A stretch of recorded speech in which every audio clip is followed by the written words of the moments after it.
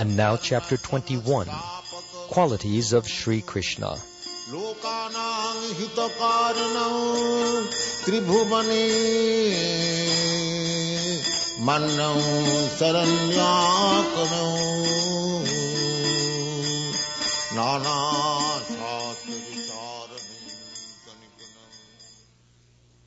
Personal features can be divided into two. One feature is covered and the other feature is manifested. When Krishna is covered by different kinds of dress, his personal feature is covered. There is an example of his covered personal feature in Srimad Bhagavatam in connection with his Dwarka Lila, or his residence in Dwarka as its king. Sometimes Lord Krishna began to play by dressing himself like a woman. Seeing this form, Uddhava said, quote, "How wonderful it is that this woman is attracting my ecstatic love, exactly as Lord Krishna does. I think she must be Krishna covered by the dress of a woman." Unquote. One devotee praised the bodily features of Krishna when he saw the Lord in his manifested personal feature. He exclaimed, quote, "How wonderful is the personal feature of Lord Krishna! How his neck is just like a conch shell. His eyes are so beautiful, as though they themselves were encountering the beauty of a lotus flower. His body is just like a tamal tree, very blackish. His head is protected with a canopy of hair. There are the marks of Srivatsa on his chest, and he is holding his conch shell. By such beautiful bodily features, the enemy of the demon Madhu has appeared so pleasing that he can bestow upon me transcendental bliss simply by my seeing his transcendental qualities." Unquote.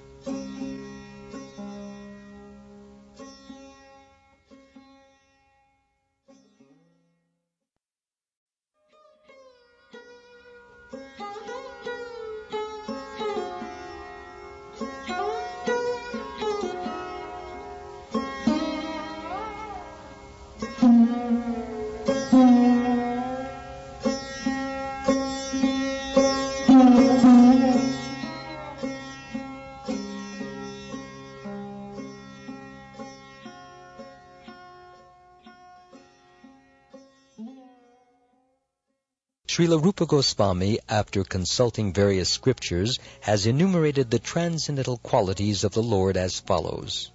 1. Beautiful features of the entire body. 2. Marked with all auspicious characteristics. 3.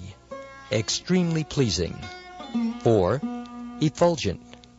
5. Strong. 6. Ever youthful. 7. Wonderful linguist. 8. Truthful. 9. Talks pleasingly. 10. Fluent. 11. Highly learned. 12. Highly intelligent. 13. A genius. 14. Artistic. 15. Extremely clever. 16. Expert. 17. Grateful. 18. Firmly determined. 19. An expert judge of time and circumstances. 20. Sees and speaks on the authority of the Vedas or scriptures. 21. Pure. 22. Self-controlled. 23. Steadfast. 24. Forbearing. 25. Forgiving. 26. Grave. 27. Self-satisfied. 28. Possessing equilibrium. 29. Magnanimous. 30. Religious. 31. Heroic. 32. Compassionate. 33. Respectful. 34. Gentle. 35. Liberal. 36. Shy. 37. The protector of surrendered souls. 38. Happy. 39. The well-wisher of devotees. 40. Controlled by love. 41. All auspicious. 42. Most powerful. 43. All famous. 44. Popular. 45. Partial to devotees. 46. Very attractive to all women. 47. All worshipable. 48. All opulent. 49. All honorable. 50.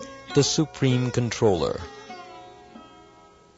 The Supreme Personality of Godhead has all these 50 transcendental qualities in fullness as deep as the ocean. In other words, the extent of his qualities is inconceivable.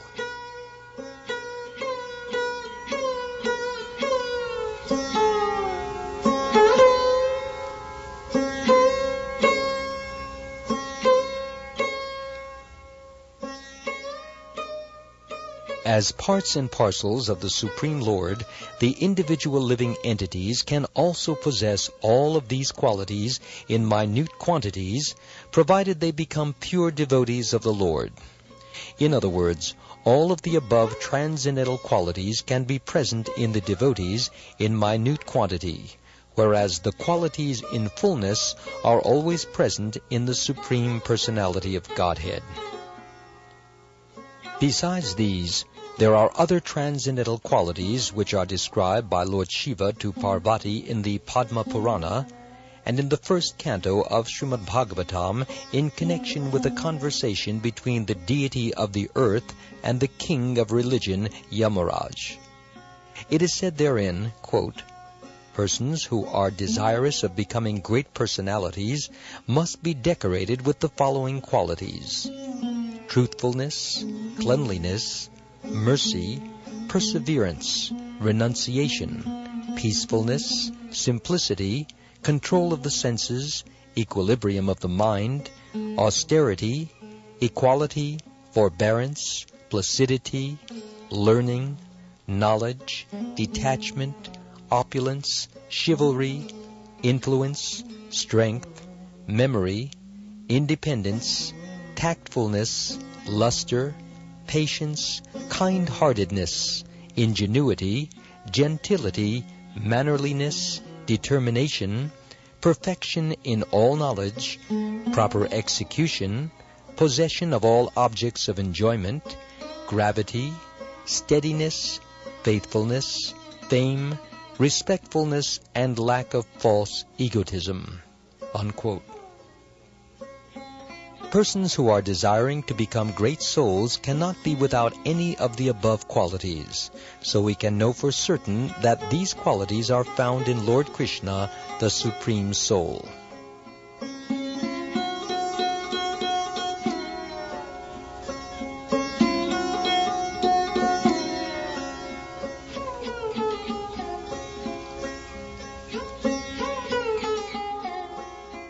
Besides all of the above-mentioned 50 qualities, Lord Krishna possesses 5 more, which are sometimes partially manifested in the persons of Lord Brahma or Lord Shiva.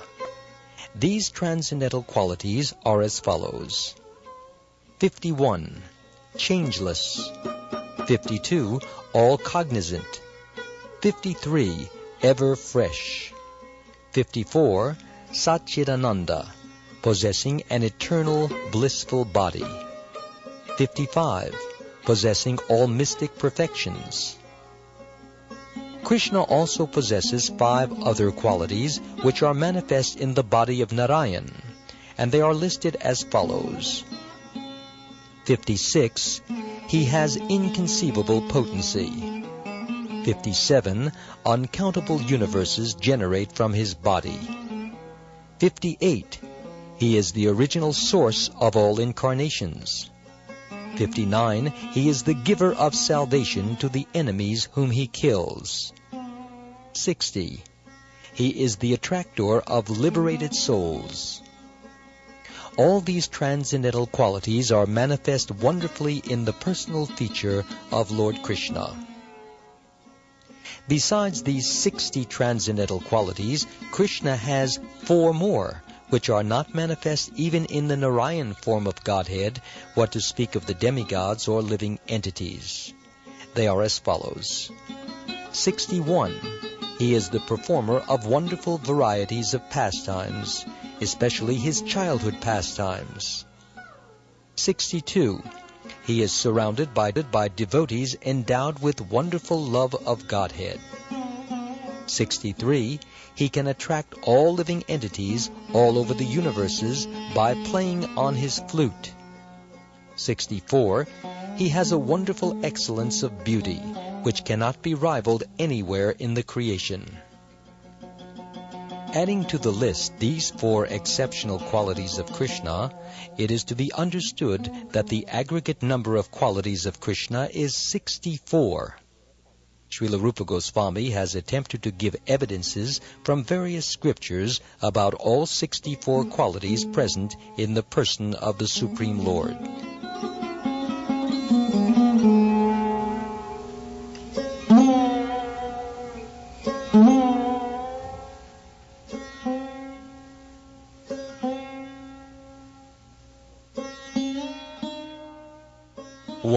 Beautiful bodily features.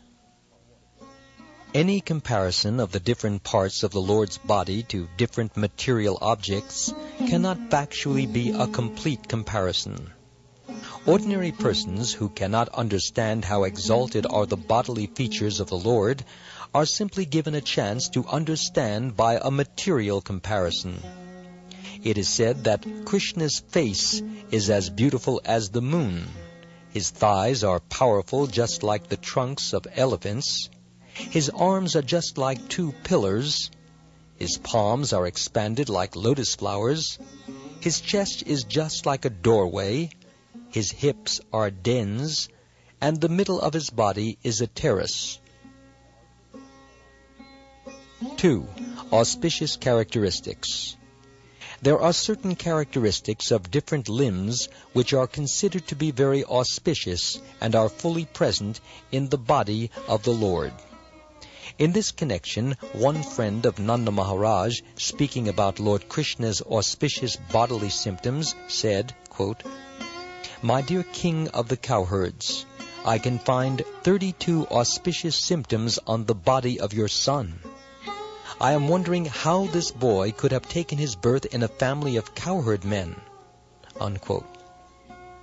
Generally, when Lord Krishna appears, he does so in a family of kshatriyas or kings, as did Lord Ramchandra, and sometimes in a family of Brahmins.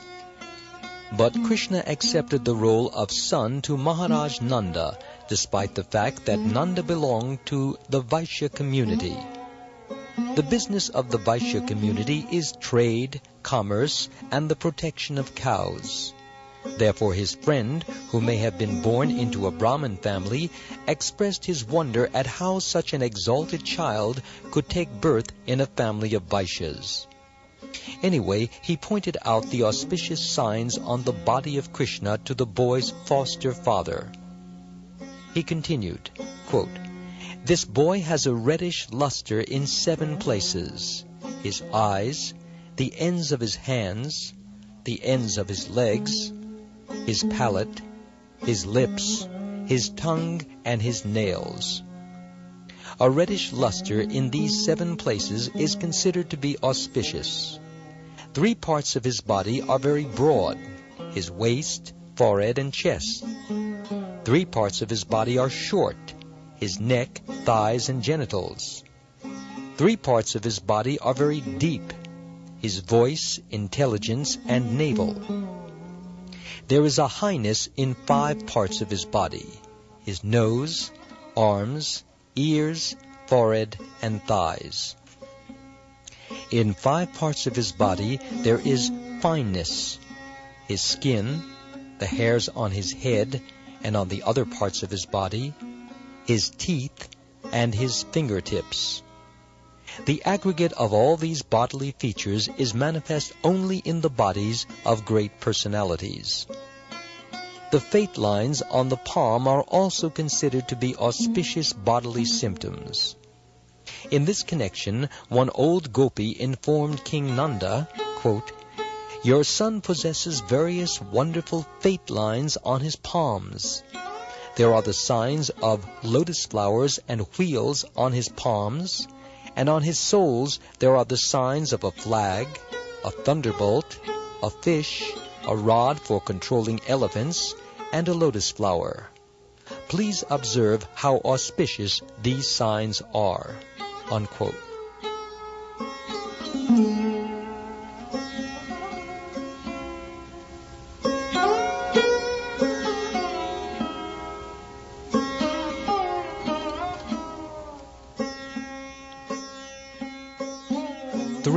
Pleasing. Beautiful bodily features which automatically attract the eyes are called ruchira, or pleasing. Krishna possesses this attractive feature of ruchira in his personal features. In the 3rd canto, 2nd chapter, verse 13 of Srimad Bhagavatam, there is a statement about this.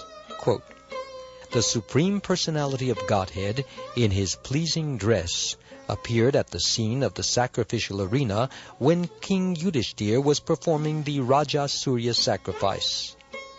All important personalities from different parts of the universe had been invited to the sacrificial arena, and all of them, upon beholding Krishna there, considered that the Creator had ended all of his craftsmanship in the creation of this particular body of Krishna." Unquote.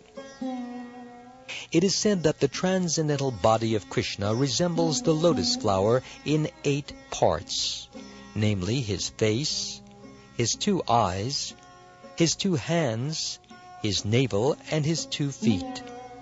The gopis and inhabitants of Vrindavan used to see the luster of lotus flowers everywhere, and they could hardly withdraw their eyes from such a vision. 4. Effulgent. The effulgence pervading the universe is considered to be the rays of the Supreme Personality of Godhead. The supreme abode of Krishna is always throwing off the effulgence known as Brahma-jyoti, and that effulgence is emanating from his body. The luster of the hosts of jewels fixed on the chest of the Lord can defeat even the luster of the sun, and still, when compared with the bodily luster of the Lord, that crest of jewels appears to be only as bright as one of the stars in the sky. Therefore, the transcendental influence of Krishna is so great that it can defeat anyone. When Krishna was present in the sacrificial arena of his enemy, King Kamsa, the wrestlers present, although appreciating the softness of the body of Sri Krishna, were afraid and perturbed when they thought of engaging with him in battle. 5. Strong. A person who has extraordinary bodily strength is called Baliyan. When Krishna killed Aristasura, some of the gopis said, quote, "My dear friends, just see how Krishna has killed Aristasura.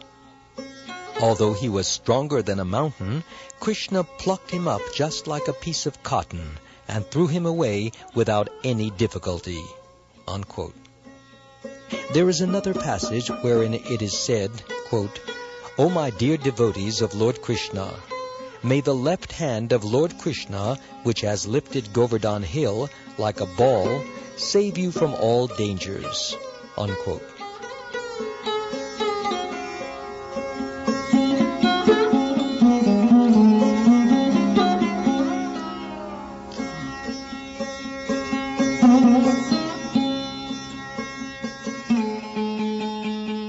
Six, ever youthful.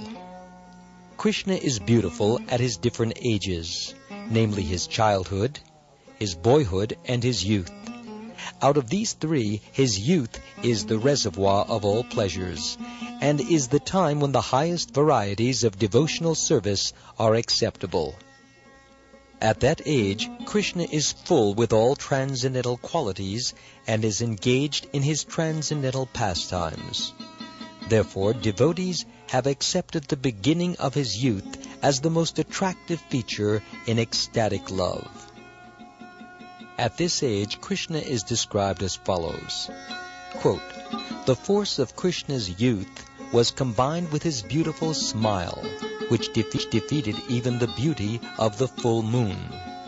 He was always nicely dressed, in beauty surpassing even Cupid, and he was always attracting the minds of the gopis, who were thereby always feeling pleasure." Unquote. 7. Wonderful linguist. Rupa Goswami says that a person who knows the languages of different countries, especially the Sanskrit language, which is spoken in the cities of the demigods, as well as other worldly languages, including those of the animals, is called a wonderful linguist.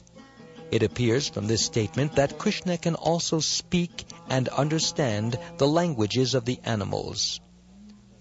An old woman in Vrindavan, present at the time of Krishna's pastimes, once stated in surprise, quote, "How wonderful it is that Krishna, who owns the hearts of all the young girls of Vrajabhumi, can nicely speak the language of Vrajabhumi with the gopis, while in Sanskrit he speaks with the demigods, and in the language of the animals he can even speak with the cows and the buffalo. Similarly, in the language of the Kashmir province, and with the parrots and other birds, as well as in most common languages, Krishna is so expressive." Unquote. She inquired from the gopis as to how Krishna had become so expert in speaking so many different types of languages.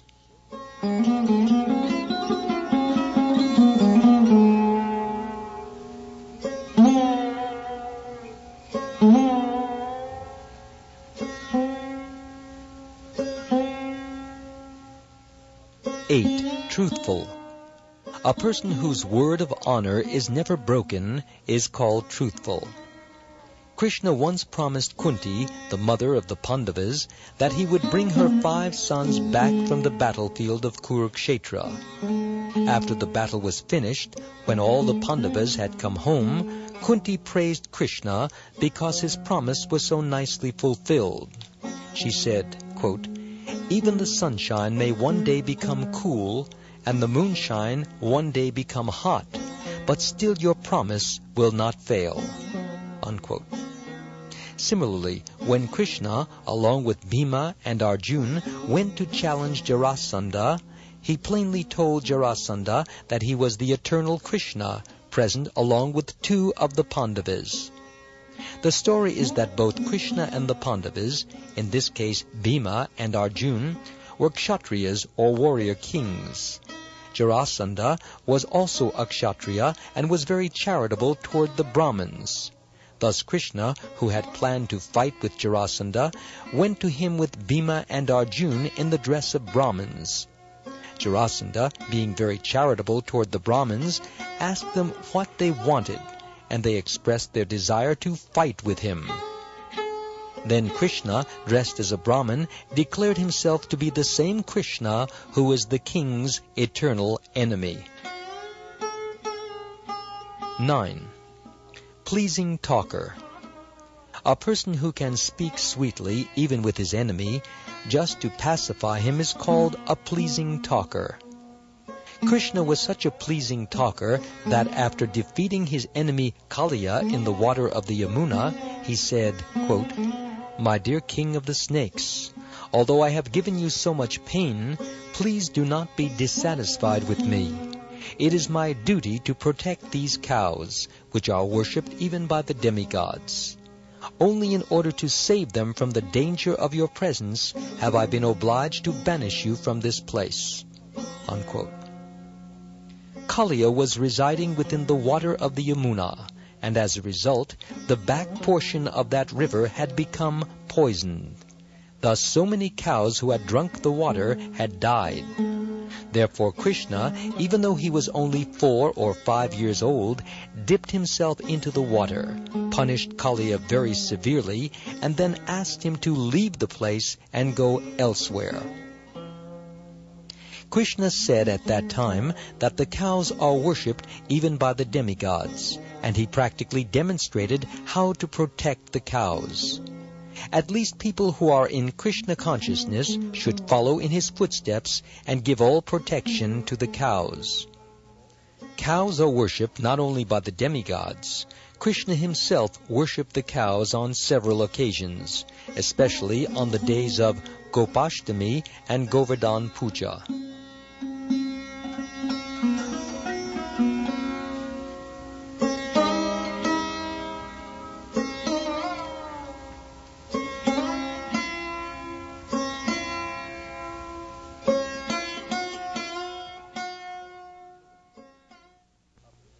Fluent. A person who can speak meaningful words and with all politeness and good qualities is called vavaduka or fluent. There is a nice statement in Srimad Bhagavatam regarding Krishna speaking politely. When Krishna politely bade his father, Nanda Maharaj, to stop the ritualistic offering of sacrifice to the rain god, Indra, a wife of one village cowherd man became captivated. She later thus described the speaking of Krishna to her friends, quote, "Krishna was speaking to his father so politely and gently that it was as if he were pouring nectar into the ears of all present there. After hearing such sweet words from Krishna, who will not be attracted to him?" Unquote. Krishna's speech, which contains all good qualities in the universe, is described in the following statement by Uddhava, quote, "The words of Krishna are so attractive that they can immediately change the heart of even his opponent. His words can immediately solve all of the questions and problems of the world. Although he does not speak very long, each and every word from his mouth contains volumes of meaning. These speeches of Krishna are very pleasing to my heart." Unquote. 11. Highly learned. When a person is highly educated and acts strictly on moral principles, he is called highly learned. A person conversant in different departments of knowledge is called educated, and because he acts on moral principles, he is called morally stout. Together, these two factors constitute learning. Krishna's receiving education from Cintamani Muni is described by Sri Narad Muni as follows, quote, "In the beginning, Lord Brahma and others are like clouds of evaporated water from the great ocean of Krishna." In other words, Brahma first received the Vedic education from Krishna as the clouds receive water from the ocean. That Vedic education or instruction which was spoken by Brahma to the world was then reposed upon the mountain of Cintamani Muni. Cintamani Muni's instructions to Krishna are like a reservoir of water on the mountain, which flows as a river and goes again to mix with the source, the ocean of Krishna. Unquote. To be more clear, the idea is that Krishna actually cannot be instructed by anyone, just as the ocean does not receive water from any source but itself. It only appears that the rivers are pouring water into the ocean. So it is clear that Brahma received his education from Krishna, and from Brahma, via the disciplic succession, this Vedic instruction was distributed. Cintamani Muni is likened to the river which is flowing down again to that same original ocean of Krishna.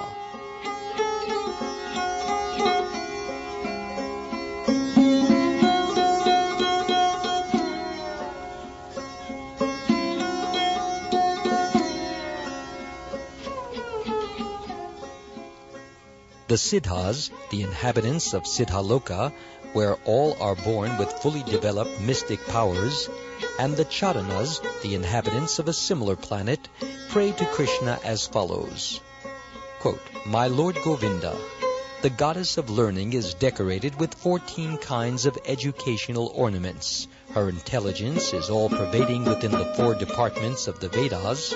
Her attention is always on the law books given by great sages like Manu, and she is apparelled in 6 kinds of expert knowledge, namely Vedic evidence, grammar, astrology, rhetoric, vocabulary, and logic. Her constant friends are the supplements of the Vedas, the Puranas, and she is decorated with the final conclusion of all education. And now she has acquired an opportunity to sit with you as a class friend in school, and she is now engaged in your service. Unquote. Krishna, the Supreme Personality of Godhead, does not require any education, but he gives a chance to the goddess of learning to serve him.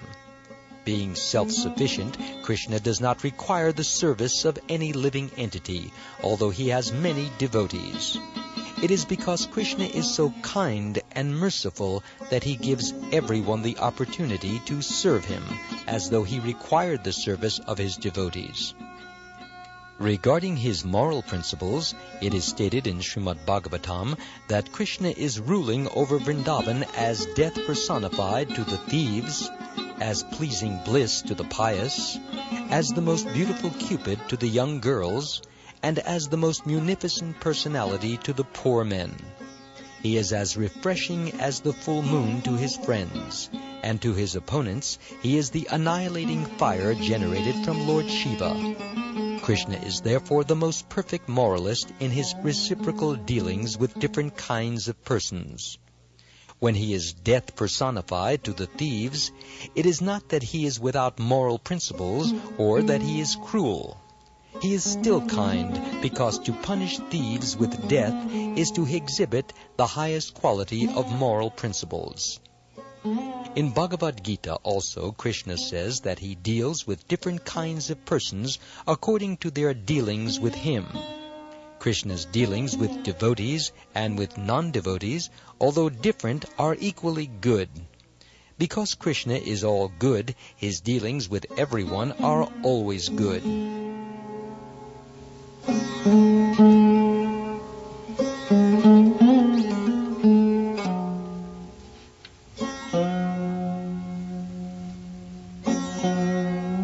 12. Highly intelligent. A man is called intelligent if he has a sharp memory and fine discretion.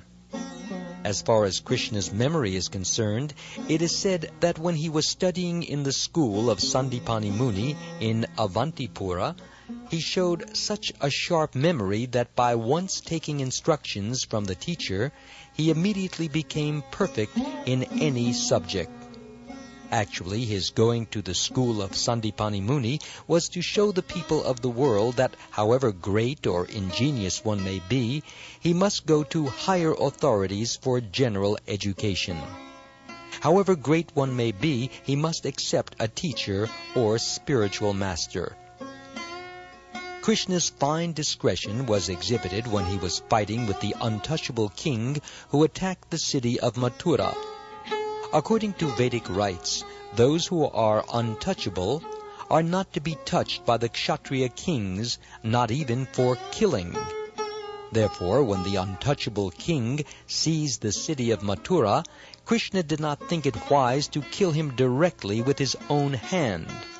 Still, the king had to be killed, and therefore Krishna decided with fine discretion that he should flee from the battlefield so that the untouchable king would chase him. He could then lead the king to the mountain where Muchukunda was lying asleep. Muchukunda had received a benediction from Kartikeya to the effect that when he awoke from his sleep, whomever he might see would at once be burnt to ashes. Therefore, Krishna thought it wise to lead the untouchable king to that cave, so that the king's presence would awaken Muchukunda, and he would at once be burnt to ashes.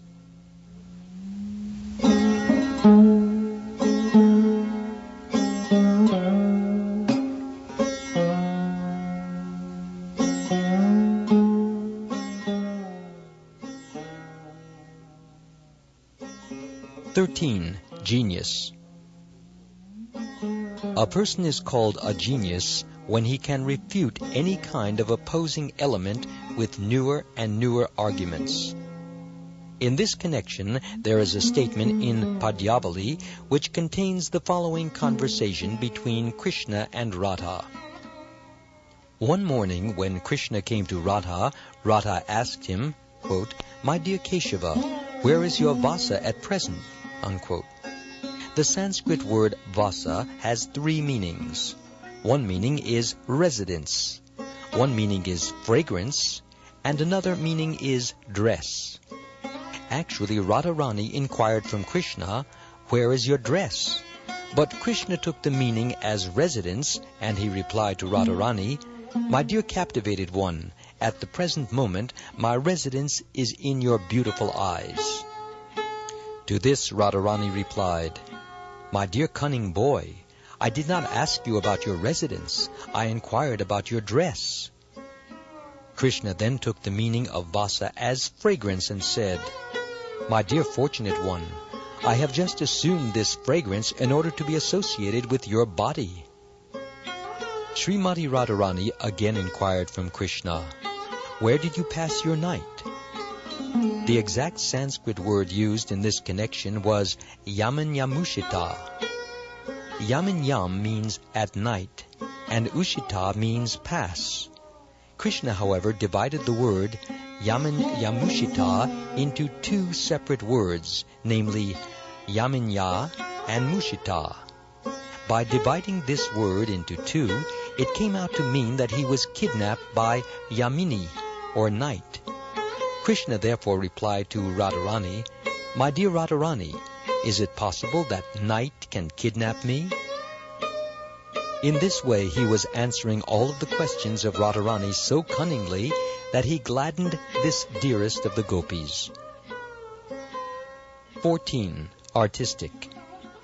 One who can talk and dress himself very artistically is called Vidagdha. This exemplary characteristic was visible in the personality of Sri Krishna. It is spoken of by Radharani as follows, quote, "My dear friend, just see how Krishna has nicely composed songs, and how he dances and speaks funny words and plays on his flute, wearing such nice garlands. He has dressed himself in such an enchanting way as though he had defeated all kinds of players at the chessboard. He lives wonderfully at the topmost height of artistic craftsmanship." Unquote.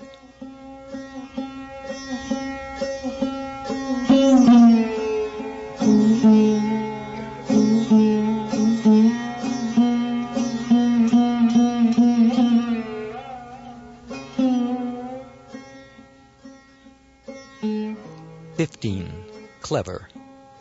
A person who can perform various types of work at once is called clever. In this connection, one of the gopis said, quote, "My dear friends, just see the clever activities of Sri Krishna.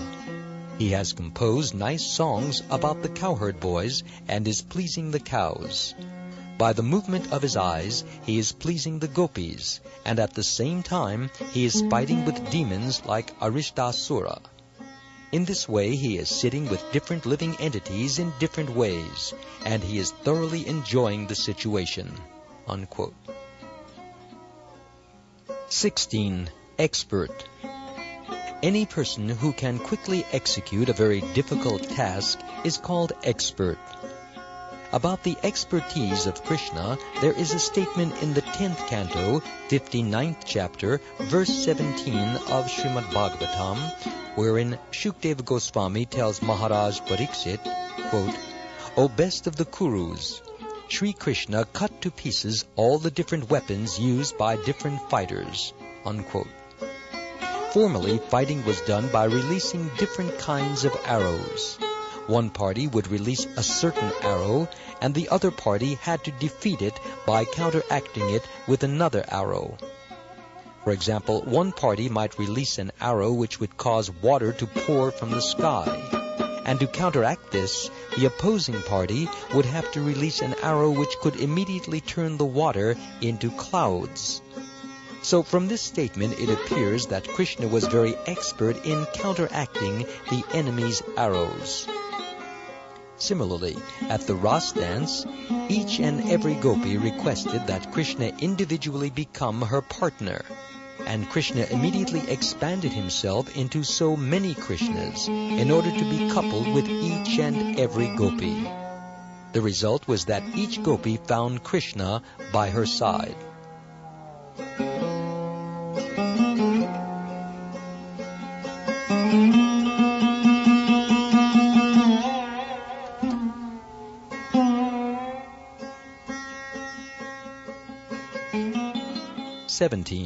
Grateful.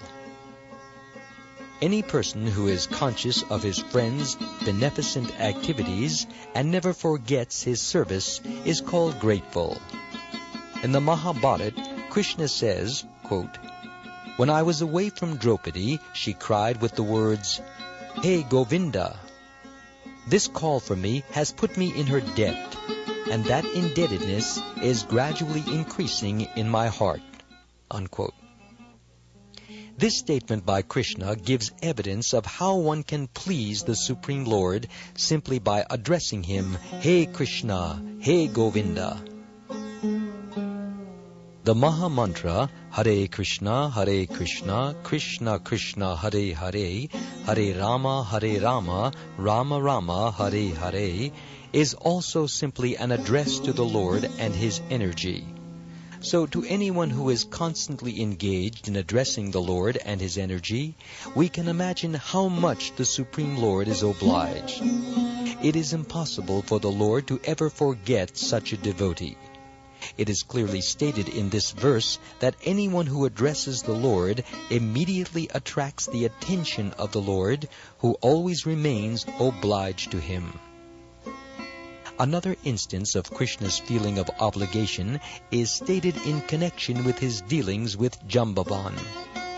When the Lord was present as Lord Ramchandra, Jambavan, the great king of the monkeys, rendered very faithful service to him. When the Lord again appeared as Lord Krishna, he married Jambavan's daughter and paid him all the respect that is usually given to superiors. Any honest person is obliged to his friend if some service has been rendered unto him. Since Krishna is the supreme honest personality, how can he forget an obligation to his servitor?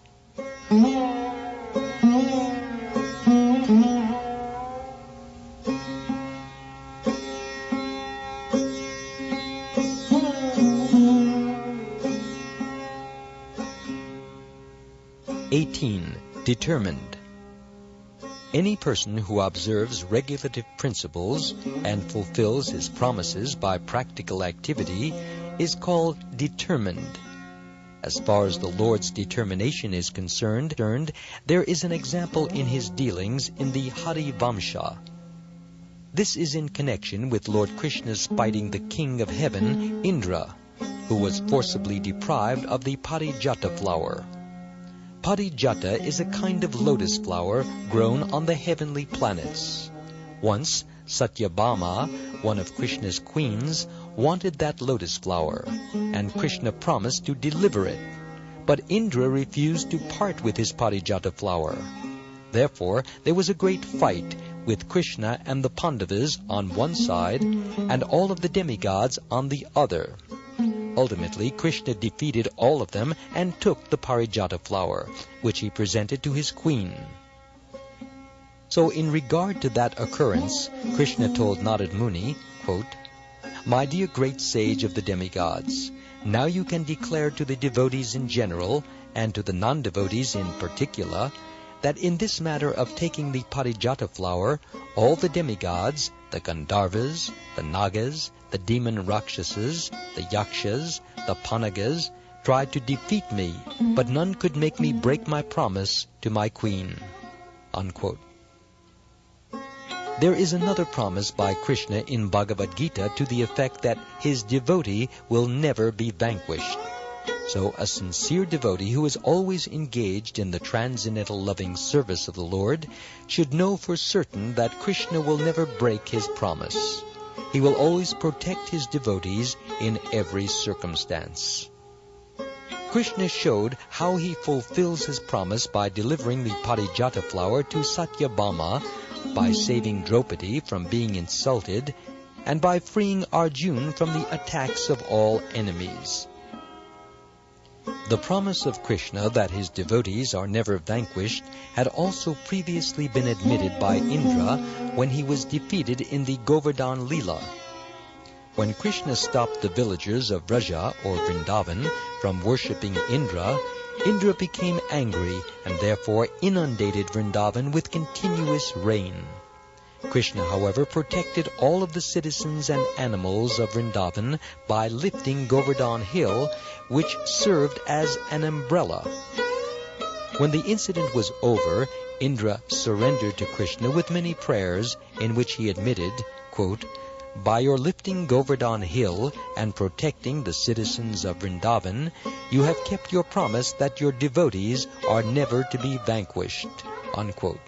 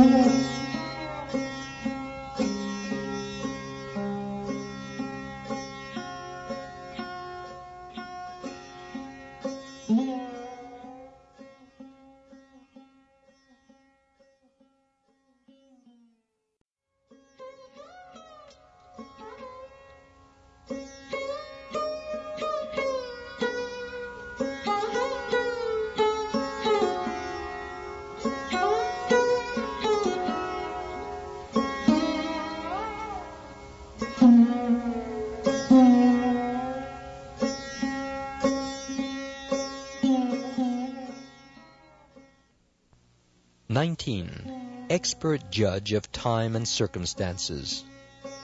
Krishna was very expert in dealing with people according to circumstances, country, time, and paraphernalia. How he could take advantage of a particular time, circumstance, and person is expressed by him while talking to Uddhava about his Ras dance with the gopis. He says, quote, "The most opportune time is the full moon night in autumn like tonight. The best place within the universe is Vrindavan, and the most beautiful girls are the gopis. So, my dear friend Uddhava, I think I should now take advantage of all these circumstances and engage myself in the Ras dance." Unquote.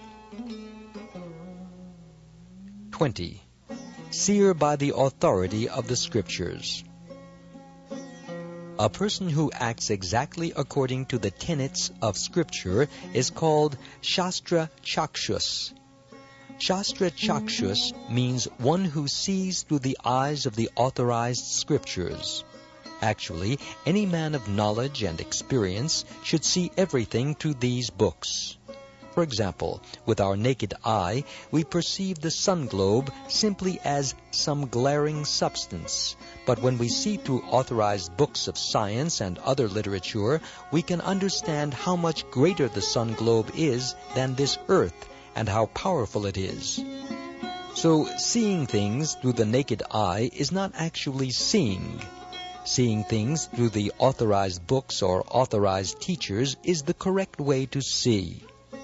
So, although Krishna is the Supreme Personality of Godhead and can see all that is past, present, and future, to teach the people in general, he used to always refer to the scriptures.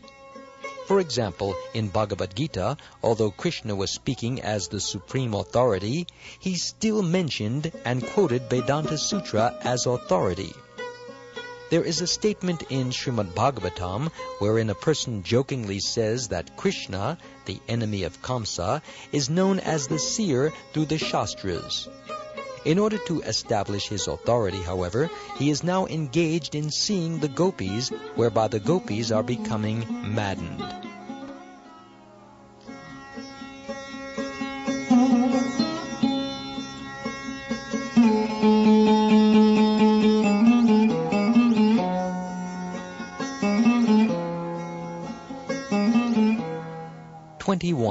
Pure.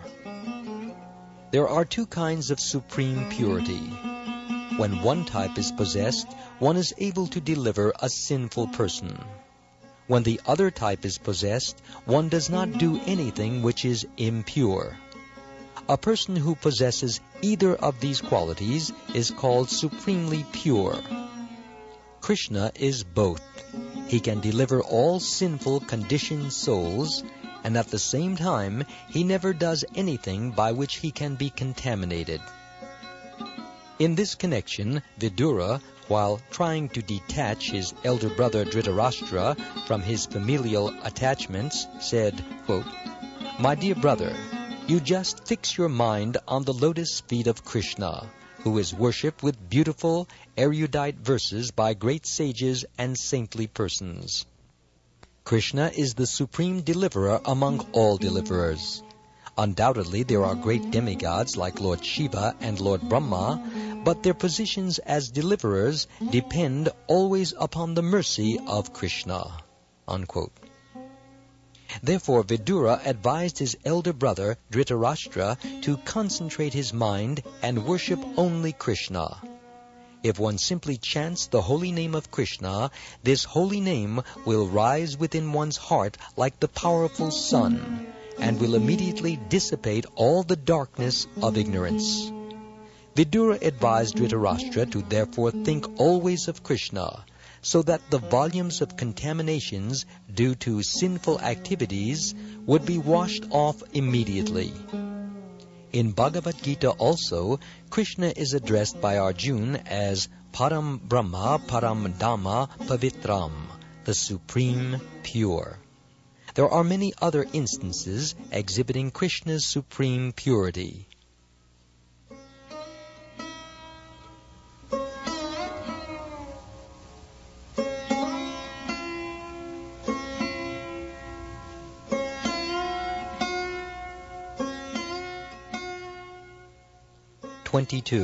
Self-controlled. A person who can control his senses fully is called Vashi, or self-controlled.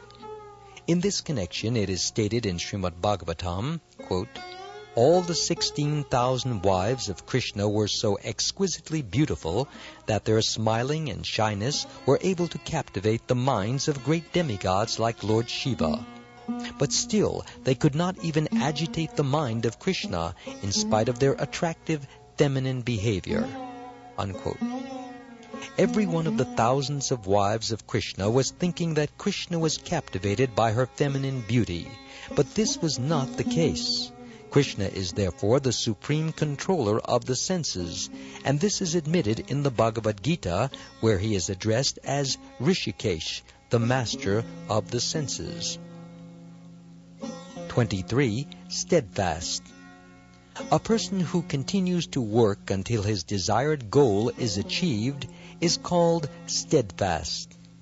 There was a fight between Krishna and King Jambavan, and Krishna was to take the valuable Syamantaka jewel from the king. The king tried to hide himself in the forest, but Krishna would not become discouraged. Krishna finally got the jewel by seeking out the king with great steadfastness. 24. Forbearing.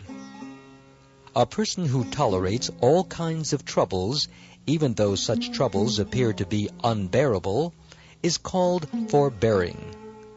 When Krishna was residing at the place of his spiritual master, he did not mind taking all troubles in rendering service to his guru, although his body was very soft and delicate. It is the duty of the disciple to execute all services unto the spiritual master, despite all kinds of difficulties. The disciple living at the residence of the spiritual master has to go begging from door to door and bring everything back to the spiritual master. When prasad is being served, the spiritual master is supposed to call each and every disciple to come eat. If by chance the spiritual master forgets to call a disciple to partake of the prasad, it is enjoined in the scriptures that the student should fast on that day rather than accept food on his own initiative. There are many such strictures. Sometimes also Krishna went to the forest to collect dry wood for fuel.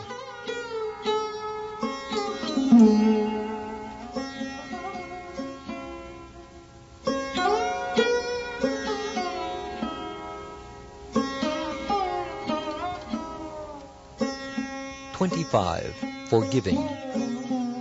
A person who can tolerate all kinds of offenses from the opposite party is known to be forgiving. Lord Krishna's forgiving quality is described in the Shishupal Vadha in connection with his forbidding the killing of Shishupal. King Shishupal was the monarch of the Chedi kingdom, and although he happened to be a cousin of Krishna's, he was always envious of him. Whenever they would meet, Shishupal would try to insult Krishna and call him ill names as much as possible. In the arena of the Rajasuya sacrifice of Maharaj Yudhishthir, when Shishupal began to call Lord Krishna ill names, Krishna did not care and remained silent. Some of the people at the arena were prepared to kill Shishupal, but Krishna restricted them. He was so forgiving.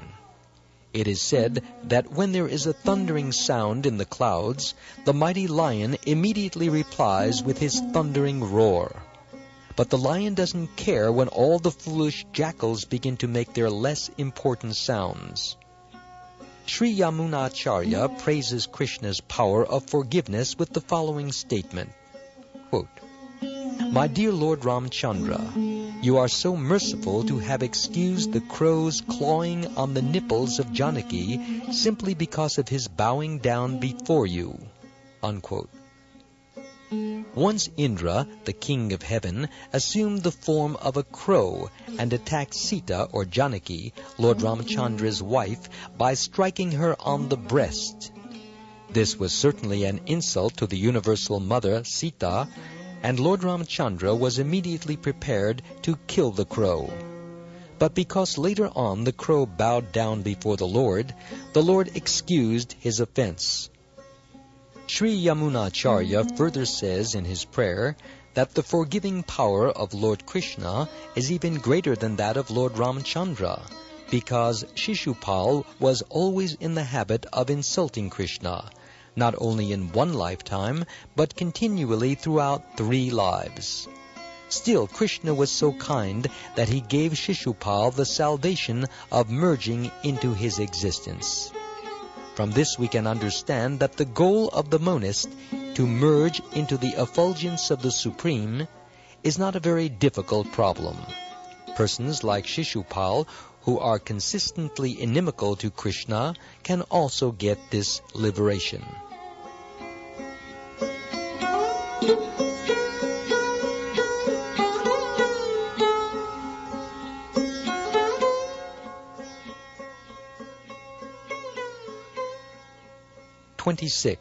Grave.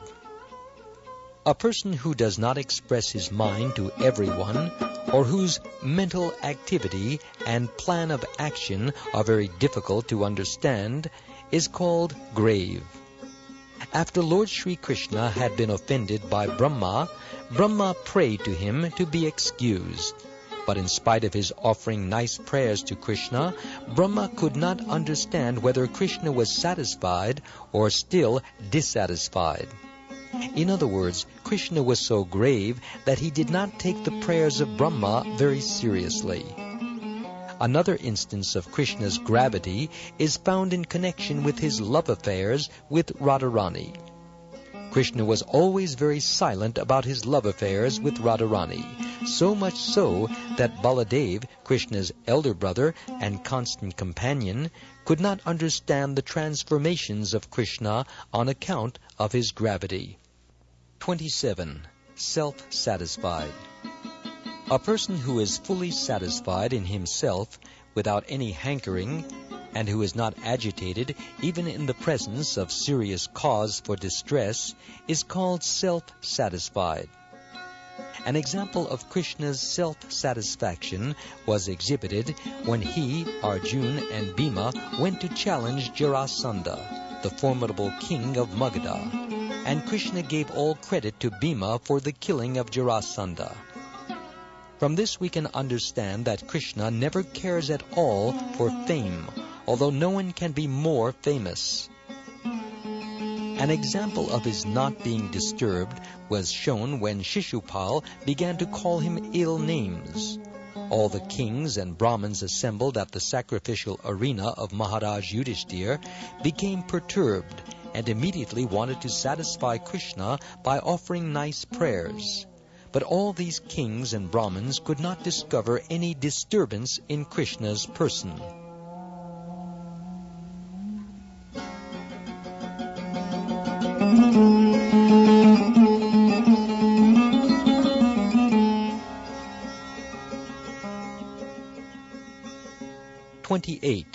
Possessing equilibrium.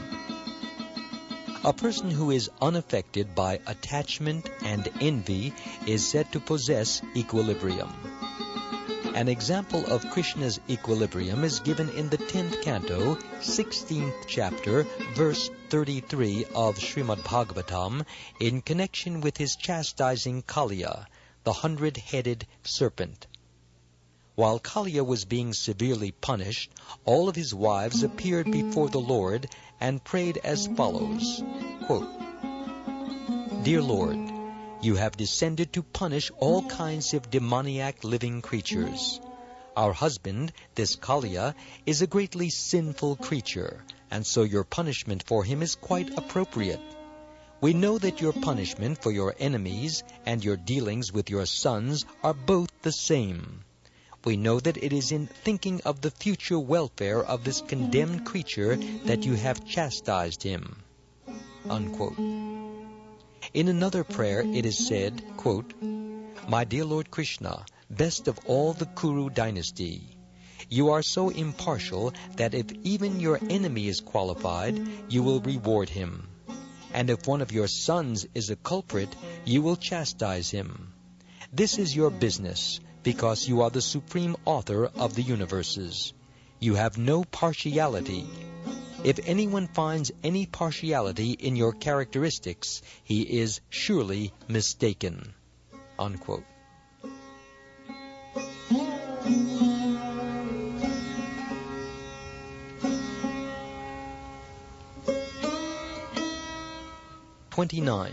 Magnanimous. Any person who is very charitably disposed is called magnanimous. When Krishna was reigning over Dwarka, he was so magnanimous and charitably disposed that there was no limit to his charity. In fact, so great was his charity in Dwarka that even the spiritual kingdom, with all of its opulence of Cintamani or touchstone, desire trees, and Surabhi cows, was surpassed. In the spiritual kingdom of Lord Krishna, named Goloka Vrindavan, there are Surabhi cows which give unlimited quantities of milk. There are desire trees from which anyone can take all kinds of fruits, as much as he may desire. The land is made of touchstone, which when touched to iron will transform it into gold. In other words, although in the spiritual kingdom, the abode of Krishna, everything is wonderfully opulent, still, when Krishna was in Dwarka, his charity exceeded the opulences of Goloka Vrindavan. Wherever Krishna is present, the limitless opulence of Goloka Vrindavan is automatically present. It is also stated that while Lord Krishna was living in Dwarka, he expanded himself into 16,108 forms, and each and every expansion resided in a palace with a queen. Not only was Krishna happily living with his queens in those palaces, but he was giving in charity from each palace an aggregate number of 13,054 cows completely decorated with nice clothing and ornaments. From each of Krishna's 16,108 palaces, these cows were given daily. This means that 13,054 multiplied by 16,108 cows were being given in charity by Krishna every day. No one can estimate the value of such a large number of cows given in charity, but that was the system of Krishna's daily affairs while he was reigning in Dwarka.